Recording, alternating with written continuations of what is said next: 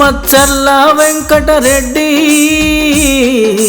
తెలంగాణ రాష్ట్రంలో కొత్తగా పార్టీ పెట్టాను.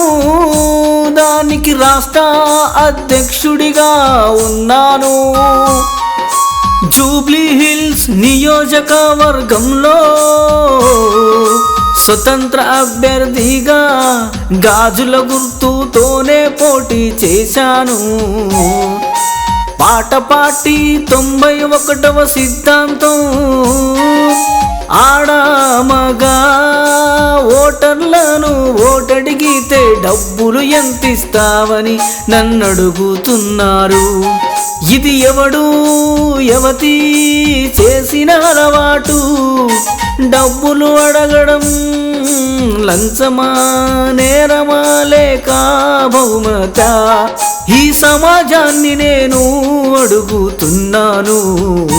వాళ్లకు ఎటువంటి శిక్ష వేయాలని. Machalla వెంకటరెడ్డికేమి vote, పార్టీకేమి vote?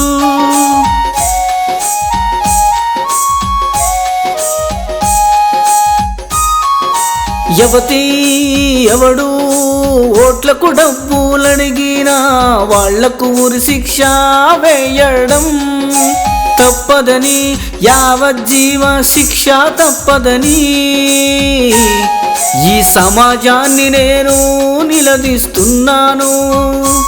ఇది వాళ్ళ అజ్ఞానమా, అవివేకమా, అనాగరికమా, అమాయకత్వమా, వెనుకబడిన తనమా, చదువురాని తనమా?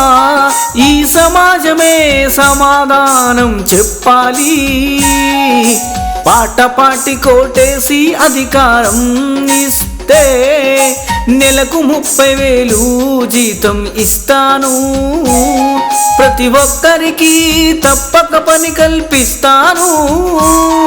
ఈ రాష్ట్ర ప్రజలకు అనుమానం రావచ్చు, నెలకు 30,000 జీతం ఎలా ఇస్తాడని. ఈ మొత్తం ఖర్చు 30,000 కోట్లు అవుతుంది.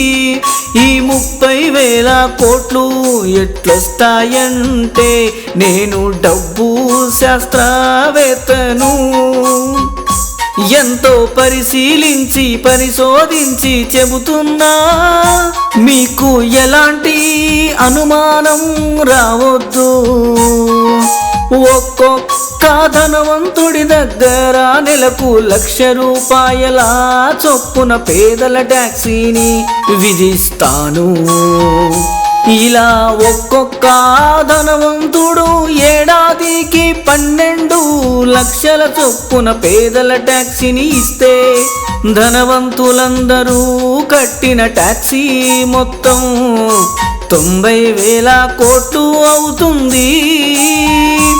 అందుకే ఈ 90,000 కోట్ల నుండి 30,000 కోట్లు ఇస్తాను. కాబట్టి పార్టీకి ఓటేయండి, అధికారం ఇవ్వండి. పార్టీకే మీ ఓటు, మచ్చల్ల వెంకటరెడ్డికే మీ ఓటు.